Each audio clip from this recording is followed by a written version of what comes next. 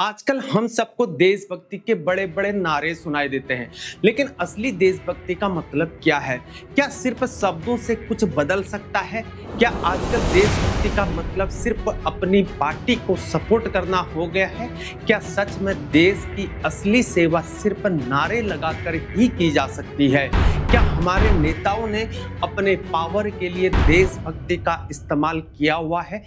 जहां एक तरफ आजकल देशभक्ति के नाम पर ऐड दिखाकर अपने बिजनेस का प्रमोशन किया जा रहा है, क्या यह सच में देशभक्ति है जब एक भारतीय सेना के सैनिक और उसकी वर्दी का इस्तेमाल अपने फायदे के लिए हो रहा हो? तो क्या यह देशभक्ति है या देशभक्ति के नाम पर नोट भक्ति है? क्या आजकल देशभक्ति को किसी राजनीतिक पार्टी के लिए इस्तेमाल किया जा रहा है?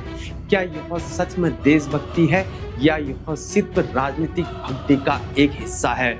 जब देशभक्ति का नाम लेकर अपने राजनीतिक फायदे की सोची जाती है, तो असली देशभक्ति कहाँ है? क्या देशभक्ति का वास्तविक अर्थ वही है जो आजकल हमें दिखाया जा रहा है? क्या आजकल देशभक्ति का मतलब सिर्फ किसी एक पार्टी की तरफदारी करना ही असली देशभक्ति रह गई है?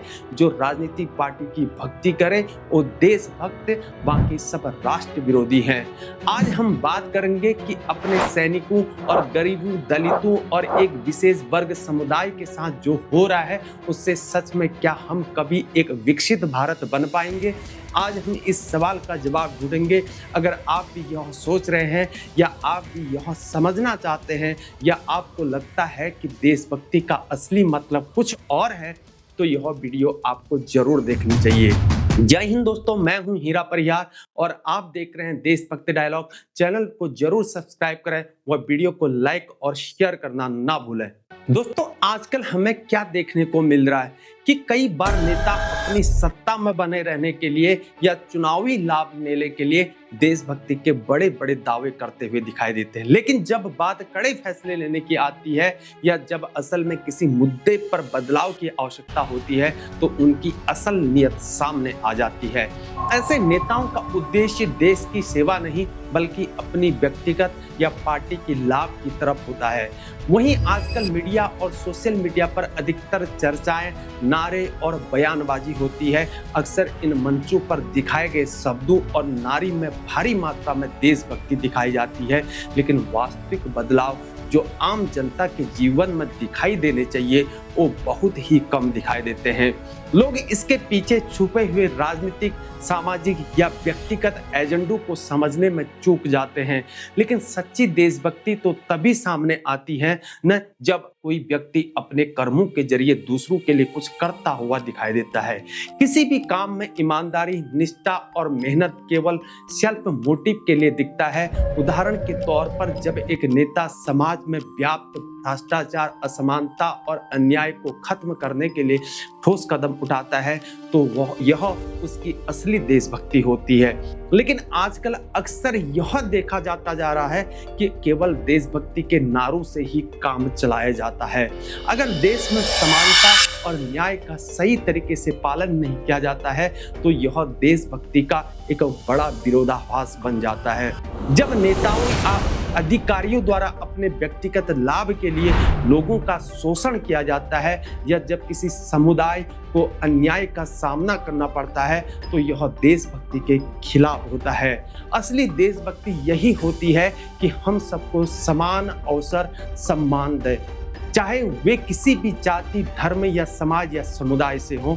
जब लोग या नेता केवल बातों तक ही सीमित रहते हैं और समाज में बदलाव की दिशा में ठोस कदम नहीं उठाते हैं, तो वह देशभक्ति के वास्तविक रूप से दूर होते हैं।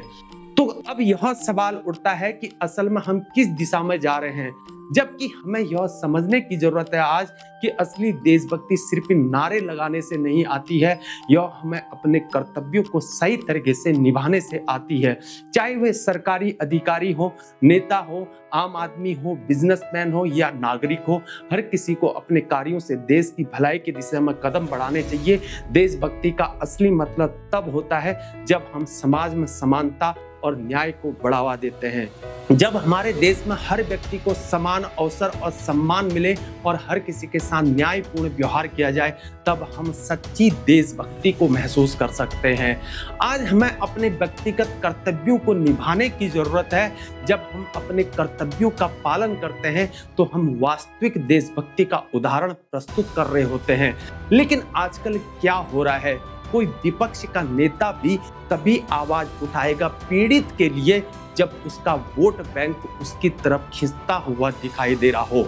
आज अगर हम विकसित भारत और विश्व गुरु बनने की बात करें तो क्या हम उस स्थिति तक पहुंच पाएंगे जब हम अपने ही देश के गरीबों, दलितों या एक वर्ग और एक समुदाय पर हावी होते हैं, या हाल ही के समय के अपने सैनिकों और पूर्व सैनिकों के साथ हुए अन्याय, ऐसा कर हम उनका अपमान कर रहे हैं और उन्हें पीट रहे हैं।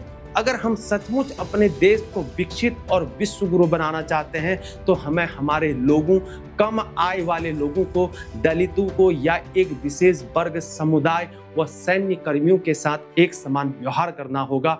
अदरवाइज ऐसी घटनाएं समाज के लिए एक बड़ा धब्बा साबित हो सकती हैं। जिस देश में गरीब व कम आय के व्यक्ति को औकात के तराजू में तोल दिया जाता है, या वो सैनिक जो देश की सुरक्षा के लिए अपनी जान की बाजी लगाते हैं, वे सीमा पर खड़े रहते हैं ताकि हम शांतिपूर्वक अपना जीवन जी सकें। यदि हम सैन्य कर्मियों या पूर्व सैनिकों के साथ अन्याय करते हैं तो इसका अर्थ होगा कि हम उनकी कड़ी मेहनत और समर्पण को नज़रअंदाज कर रहे हैं। ऐसे देश में विकास और संप्रभुता की बात करना कितना उचित होगा? क्या हम जानते हैं कि जब सैनिकों के साथ अत्याचार होते हैं तो इसका सीधा असर उनके मनोबल पर पड़ता है। यदि हमारे सैनिकों का मनोबल टूटता है तो वे अपनी ड्यूटी पूरी करने में असमर्थ हो सकते हैं, और जब हम अपने सैनिकों को सशक्त नहीं बना पाएंगे तो विकसित भारत और विश्व गुरु बनने की राह में बड़ी मुश्किलें आएंगी। विश्व गुरु बनने के लिए हमें न केवल आर्थिक और तकनीकी विकास की आवश्यकता है, बल्कि आज हमें सामाजिक और मानवाधिकारों की समझ भी जरूरी है। अगर हम अपने सैनिकों को उनका हक नहीं दे सकते हैं तो क्या हम दूसरों के अधिकारों की रक्षा करने के लिए क्या काबिल होंगे? अगर दुनिया देखती है कि भारत में सैन्य कर्मियों के साथ दुर्व्यवहार हो रहा है तो यह हमारे राष्ट्रीय सम्मान और सामाजिक स्थिरता को चोट पहुंचा सकता है। भारत जो अपनी सांस्कृतिक धरोहर और संप्रभुता के लिए जाना जाता है, अगर हम अपने सैनिकों के साथ इस तरह के व्यवहार को करेंगे तो यह पूरी दुनिया को गलत संदेश भेजेगा। हम कैसे विकसित भारत बन सकते हैं जब हमारे सैनिक और पूर्व सैनिकों के अधिकारों का उल्लंघन हो रहा हो? सुरक्षा और सैन्य बल का समर्थन एक राष्ट्र की मजबूती के लिए जरूरी है। अगर पूर्व सैनिकों को अपने अधिकारों के लिए सड़क पर आना पड़ रहा है तो यह हमारी विकासशील स्थिति को कमजोर कर सकता है। हमारे सैनिकों को अपमानित करने का मतलब है कि हम अपनी रक्षा प्रणाली की ताकत को कम कर रहे हैं। एक विकसित और प्रभावशाली राष्ट्र बनने के लिए एक सशक्त सैन्य बल की आवश्यकता होती है। अगर हम अपने सैनिकों को, पूर्व सैनिकों को उनके मानवाधिकार और सम्मान नहीं दे सकते हैं तो हम दुनिया के मंच पर प्रभावी भूमिका कैसे निभा सकते हैं? अगर हम अपने सैनिकों और पूर्व सैनिकों के साथ अन्याय करते हैं तो कोई भी देश हमसे यह उम्मीद नहीं करेगा कि हम विश्व गुरु बनेंगे। विश्व गुरु बनने का मतलब है कि हम न केवल आर्थिक और तकनीकी दृष्टि से शक्तिशाली होंगे, बल्कि मानवाधिकार, सम्मान और नैतिकता के लिहाज से भी हम आदर्श स्थापित करेंगे। लेकिन अगर हम सैनिकों के प्रति ऐसा बर्ताव करते हैं तो हम किस आधार पर दुनिया में एक आदर्श राष्ट्र बनाने का दावा कर सकते हैं? अगर आज हम अपने सैनिकों और पूर्व सैनिकों के साथ ऐसा बर्ताव करने की आदत डालेंगे तो भविष्य में भी समाज में तनाव और अविश्वास बढ़ेगा। इससे सैनिकों की नई पीढ़ी भी सामाजिक और कर्तव्य और सैन्य कार्यों के प्रति अविचलित नहीं रहेगी। क्या हम ऐसा विकसित भारत चाहते हैं? क्या हम उस भविष्य को तैयार करना चाहते हैं जहां हमारी सेना और हमारे पूर्व सैनिक उपेक्षित हों? तो सवाल यह है कि क्या हम एक विकसित भारत और विश्व गुरु बन पाएंगे जब हम अपने सैनिकों और पूर्व सैनिकों, कम आय वाले व्यक्तियों, गरीबों, दलितों या एक विशेष वर्ग व समुदाय के साथ इस प्रकार का अन्याय करेंगे? अगर हम सच में विकसित भारत और विश्व गुरु बनने की ओर बढ़ना चाहते हैं तो हमें सैन्य कर्मियों और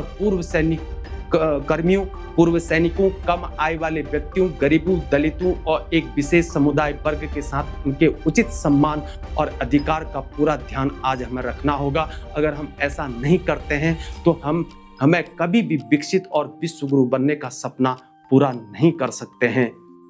अगर आपको ये जानकारी पसंद आई तो वीडियो को जरूर ज़्यादा से ज़्यादा शेयर करें, वीडियो को लाइक करें और हाँ, चैनल पर अगर आप नए हैं तो चैनल को जरूर सब्सक्राइब करें, चैनल को सब्सक्राइब करना न भूलें। आज के लिए इतना ही। जय हिंद, जय भारत, वंदे मातरम, भारत माता की जय।